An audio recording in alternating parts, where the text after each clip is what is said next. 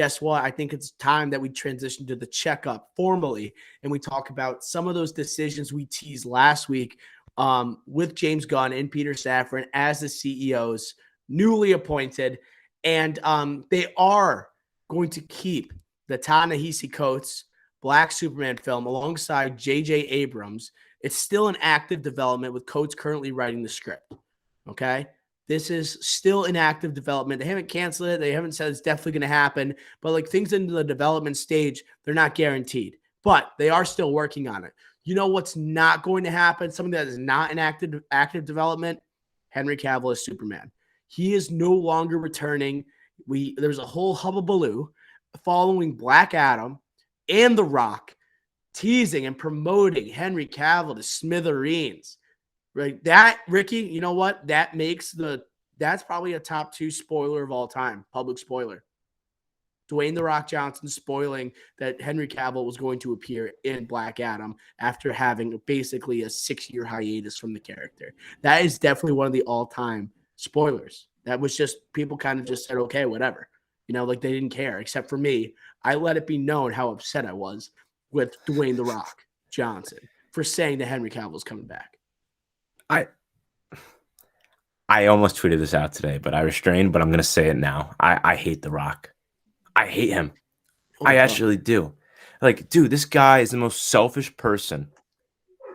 Like, this is why I hate him. All right, besides this BS here. All right. This guy's so selfish. He has Henry Cavill, Superman, coming in as a cameo for his movie that was mediocre at best. For me, definitely not. Not good. A lot worse. But I still can't believe I saw this today. He refused to do a cameo in Shazam 2. This man should not be a part of a universe then. I don't want to hear about hierarchy of the DCU changing if you won't go in other people's projects, especially someone that had a successful solo movie that made a lot more money than you did, was very profitable, and you won't go in that movie, this Shazam 2? That is so selfish. And honestly, I'm done. I hate that. I hate this man. Selfish. He doesn't deserve to be a part of any franchise. I am glad Black Adam is gone and hopefully forgotten. I hope people forget about Black Adam. We might have to get you some high-level security for that statement. Like, come at me. I will have Henry Cavill. I don't know, Ricky. That is bold to say you hate The Rock. I honestly, I have similar sentiments. I'm not going to outwardly say it like that. You know, I don't want that evil. I do not like The Rock. Hate is a strong word. I shouldn't say hate. So I will say this, Ricky. You know how Henry Cavill, not Henry Cavill, Dwayne The Rock. I keep saying Dwayne The Rock Johnson. The Rock keeps saying, like, he kept pitching the idea of Black Adam versus Superman. You know what makes more sense is like Captain Marvel versus Superman. Shazam. It's like too much, like two very well-known heroes that maybe find themselves in opposition of one another. Yes, you might point to Batman versus Superman, how that didn't work. But like Superman and Shazam, that's what I meant with Captain Marvel, they have very similar abilities. And one is very wise, noble, the other one very immature. Like that would be a more exciting movie, in my opinion, than him versus Black Adam. Like, I don't care enough about Black Adam. The movie didn't change how much I care about Black Adam. But I agree. Selfish. The Rock thinks he thinks he's bigger than these heroes. He's not, right? We are in the age of comic book movies where the characters actually matter almost more so than the actors that play them. And The Rock still thinks that he matters more than the whole entire DCU. I think he's about to get a rude awakening. And I think this doesn't sit well with the new CEOs, that this guy who claims he is a big advocate of the Black Adam character, he does not want a cameo in a Shazam sequel. And they're connected. Nuts. They got the powers from the same person. Like Dishman Hansu is in Black Adam. He is in Black Adam, right? And the tone is honestly not that different, right? It still has that like DC like glamour or gloss, I should say, over the movie that Shazam did. Like These are arch enemies. This is like Spider-Man and Green Goblin. It's like Green Goblin getting a movie, but like, no, we're not going to build him up and not even going to like hint at Spider-Man. And Spider-Man's not going to hint towards Green Goblin. I'm like, what are we doing? And if you don't, this is The Rock saying, I am too good for Zach Levi. Zach Levi, this is such a slap in the face. Like, what would the box office do potentially if he showed up in that movie? Probably would help. Obviously, it's The Rock. I mean, but on the other hand, like, he just started Black Adam and he's trying to fudge some numbers. At least he's been accused of fudging some numbers to make it look like the movie's been profitable. And that also can't sit well with Gunn and Safran. I think he is on thin ice right now at DC. Very thin. It's melting. Thin ice and melting. And he was not supposed to tweet that out. He's been doing, not illegal, but non-sanctioned promos. Like, this man is selfish. He only cares about his image and being the quote-unquote biggest movie star in the world. Guess what? You're not. Tom Cruise is still. And I hate it. This man thinks he's bigger than DC. Guess what? You're not, buddy. You're not. James Gunn's about to put him in his place, dude. James Gunn, I don't think has missed so far with these decisions. And like, moving on with like Superman, there's going to be a reboot of Superman that's going to focus on a young Clark Kent in his early days as a reporter in Metropolis. James Gunn's writing this, and James Gunn is most associated with these lesser known obscure characters, mostly because he volunteers to do so. When he transitioned from Marvel to DC, he was given any option, any character he wants to tackle, any story he wants to tackle, he was given free reign. He chose to do the Suicide Squad, right? A movie that I very much enjoy. I don't think it's a masterpiece. I don't think it's as rewatchable as I thought it was going to be, but it's still very good. He passed up on potentially doing Superman then, but now as head of DC and seeing in the state of DC, I think he's trying to set the tone. He's trying to set the tone, literally. And I love this idea because it's playing on what has worked in recent history with DC. For example, The Batman. The Batman, no longer a full-on reboot. Second year as the Cape Crusader. Robert Pattinson, new young actor, exciting young actor, right? And then an exciting director in Matt Reeves who really understands the character. James Gunn, I think, is going to go for a similar thing here. We know the story of Superman. What didn't we get with the DC extended universe? We barely got Henry Cavill as a true reporter, and it just never felt like it worked in that capacity. He was just like he was too brawny. He was too built. It's just like, you don't buy him. You knew he was Superman. I need an actor that can play it both ways. Who can do it both ways? That's what I need. You a man who could do both. Right now, James Gunn setting the tone. I'm excited to see who's going to direct this, and I'm excited who's going to be cast here, because I think James Gunn understands these characters more than people even at least assume.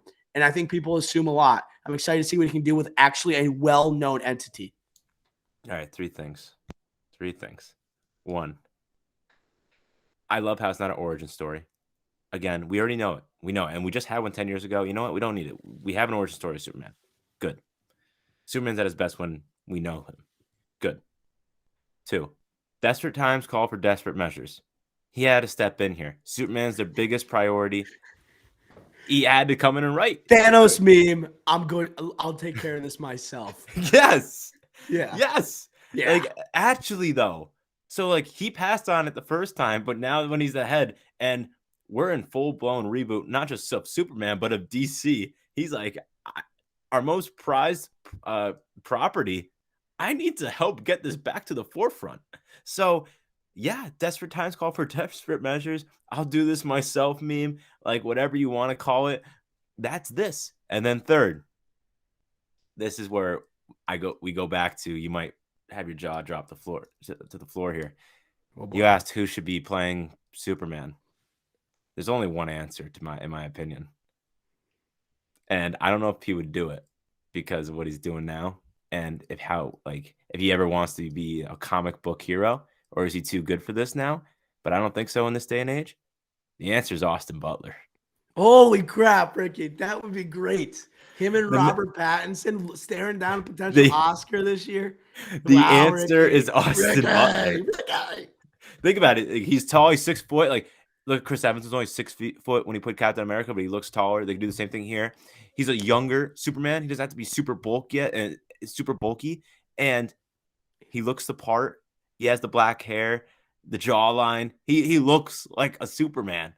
Oh Like my he could God, do it. Ricky, this And is he gonna has the do star power this is to take something. on not just a superhero, but one that is the head of a studio.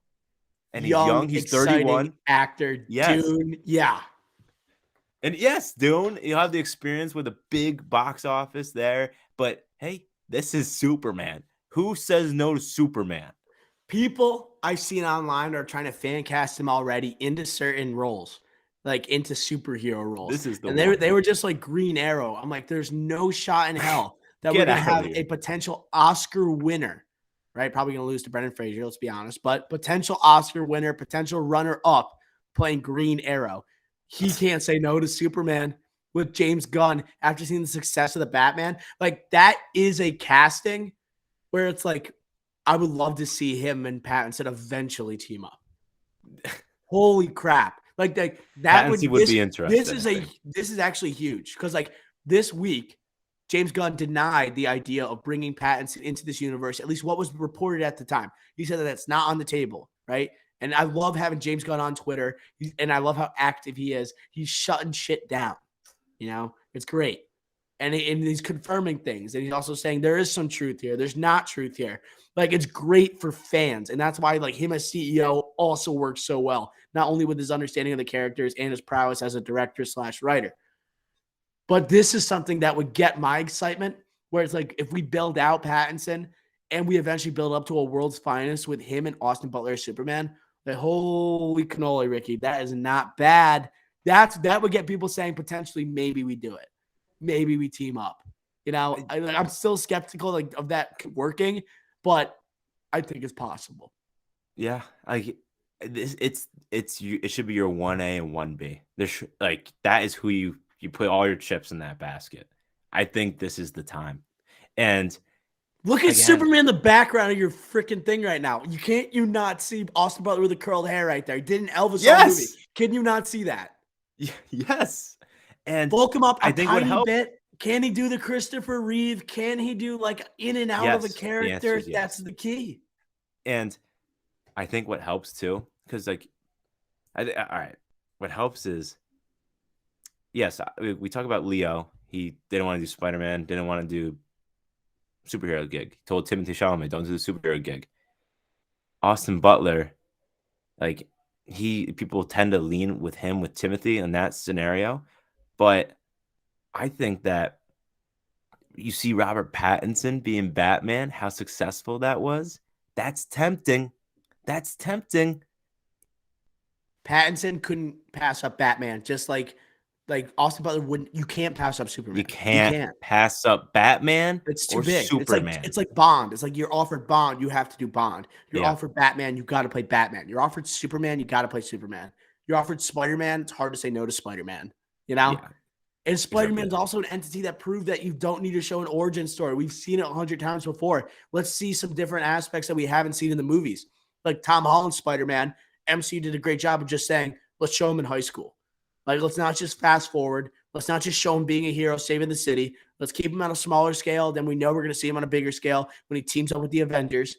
Here, let's see him in the office setting. I mean, Austin Butler, Superman, who's Lois Lane, dude? Anya Taylor-Joy? Oh, I was thinking Rachel Zegler. Who else? Rachel Zegler, I could see as like a snooty reporter. I could see that. Yeah, I didn't think about that one. Not Anya Taylor-Joy. That's too much. Yeah, she's too. I want someone not like Austin Butler is our forefront. She's gonna look like a traditional reporter, maybe. Like I don't know. I would have to think about that. Anya Taylor-Joy's a little too unique looking, you know. Yeah, we need Superman to be at the forefront here. Like Amy Adams was a huge star. She is a huge star. I want someone a little like not as big. Austin Butler is now like star, A-lister. Give me like a B-list, but like could be A-list potential Amy Adams or Lois Lane. Yeah. We'll see. Maybe just a young up and comer, maybe an unknown. That might be the best way to go. But I love this on the heels of the Batman success, oh man, I'm excited. Ricky Flex, so that fan casting, I actually think that's one that's attainable. It's not something that's out of the realm of possibility. All right. Henry Cavill not returning there.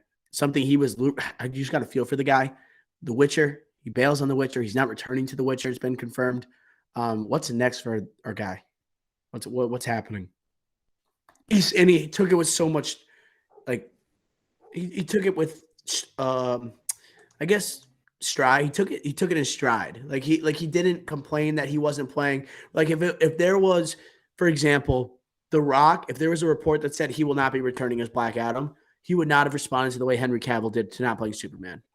And Henry Cavill would have more of a reason to be really upset about it because of how much he's committed to the character and how much he's proven as the character, as opposed to like The Rock. I think he has too much pride. And like Henry Cavill's just a humble dude. And I don't know. I just don't know what's next for him. I think he's got to go maybe in the prestige route because he's been living in the franchise route for so long, whether it be The Witcher, whether it be even Man from Uncle, like had like franchise potential. And then we know that's not going to happen due to the co-star he had. No names. And then obviously like there's so much rumors with Bond. I think he's just like, we casted like Knives Out, like 3, like maybe throw him in Knives Out 3. Like, let's see what he That can would be do. good. You know, like Problem is, I can see him as a Benoit Blanc. Yes, I know. That's what makes it weird. Like maybe he's gonna have to be like the Edward Norton dude. It seems there's a fascination with greed, and like maybe if we see him like a darker side, because every time we see him, he's playing a hero, and it's like we see him in Enola Holmes. He's playing Sherlock. Let's see him with a darker edge. Maybe put him like an A24 movie. Let's just see if he can do something. That's where we can kind of like unleash him a little bit and not feel constrained to these studios. Let him just do something that like maybe he wouldn't be able to do based on the career he's had previously. Interesting. By the way, speaking of the person that we didn't name there that started Man from Uncle, I saw Bones and All last night. I could talk about it later.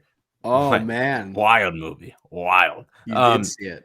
Yeah, I'll talk about it later. But yeah, I don't know what's next for Henry Cavill. Well, all right, I should rephrase. I do know what's next, as in what he's doing next. But what is he doing next? He's in a lot of stuff coming up, and they're all spies and Guy Ritchie, right? There's one with Guy Ritchie. I love that. That one's called that's something different. The Ministry of Ungentlemanly Warfare, which is pretty cool name. It's not really pushing the boundary though. Like just hold on. So like that one is just World War II. You're fighting Nazis. Then he's gonna be in this movie called Argyle with Sam Rockwell, Samuel Jackson, John Cena, Ariana DeBose, Dua Lipa, like huge cast. Captain O'Hara, Bryce Dallas Howard, and that one's a spy one. He's the main star in that one. That's the one where we saw that image of him with the weird hair, like spiked up. With the spiked up. That comes out like next the Boyd year. Holbrook and the Chris Evans in like their respective movies. I'm telling you, the style's catching on.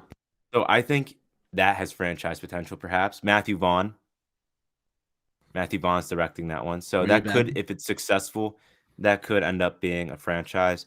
But I think that's the route he's going. He's going spies, soldiers, using the physique, but also maybe like a spy wittiness factor. Man from Uncle, I like that movie. I don't think it's amazing, but I think that could have been a franchise potential, and it could have blossomed as we gone out and got a little more complicated, and maybe focus on a Henry Cavill a little more. That would have been really interesting to me. That might be an opportunity with Matthew Vaughn to do that. I, though, agree with you. I think after these projects, you don't want to be typecasted. I think he's fallen victim to now being typecasted as like the Mission Impossible Fallout villain, and I don't want to see that from him. I think he's better than that. You're better than that, Rick. You're better than that. That's what I want to see with Henry Cavill. Be better than the Gap. Be better than the Gap. But yeah, so I don't know what's next for him after this, but he's going to do this run. And after this run of 3 like spy soldier movies, I'm afraid of the typecast coming after that. I can't get this comparison. Now it just jumped in my head and I can't get it out. It felt like when he was coming back, it almost felt like Charlie Cox coming back as Daredevil, and how so many people wanted it, and then we got it and we loved it. And now it was just stripped away from us. Imagine like we only got honestly, Charlie Cox and She-Hulk, we never saw him again. That's what it feels like it's happening right now. You know? And like, but it's even more so because like he was in major, major movies. Batman versus Superman is a movie he headlined alongside someone we're about to mention with Ben Affleck. And this was a kickstart entire universe. He gets robbed in Justice League. He's pretty much a central piece of this universe. And we just don't, it's the right decision from James Gunn. It is the hard but correct decision. And James, that's what we know. Like he's doing what's best, and he knows the history of this universe and how it's been a failure. He wants to avoid it at all costs, and I get it too. It's just sad. Yeah, it is sad, and I feel for him. But I think what's worse is that, like, he quit The Witcher. I think it was good. He should have quit The Witcher no matter what. Yeah, they had creative differences. He was getting paid $1 million an episode, so like that's tough money wise. But he has plenty in the bank. He'll be fine. But it was good that he left no matter what. So if this is the reason, like you hit your low, right? Like you like do something and you take a gamble, like an entrepreneur. Like they take a gamble with a company, they fail. But what do? You get back up. You get back up and you do a new company and you make $1 billion. Like that's what he's gonna have to do in his career. This is gonna be a low. He was embarrassed. He announced that he was coming back. He was in the cameo. They literally said he's coming back. And then you know what? A couple weeks later, nope, you're gone. Public embarrassment, publicly embarrassing, not only because they cut you, but also because you were on social media. Zack Snyder was like, it's so glad to see you back. Everyone was so happy for him, giving him the congrats. 2 weeks later, he's cut. Socially embarrassing, public embarrassment. I feel for him, but guess what? Maybe on to bigger and better things. He's down bad. He's down bad. But as one Michael Caine once said in a well-known DC film, what do we do when we fall? We learn to pick ourselves back up. Yeah, right? What I was alluding to. Henry Cavill. Sorry. That's what we need right now. What are you going to do? You're going to stay down? Ourselves back up. Get up.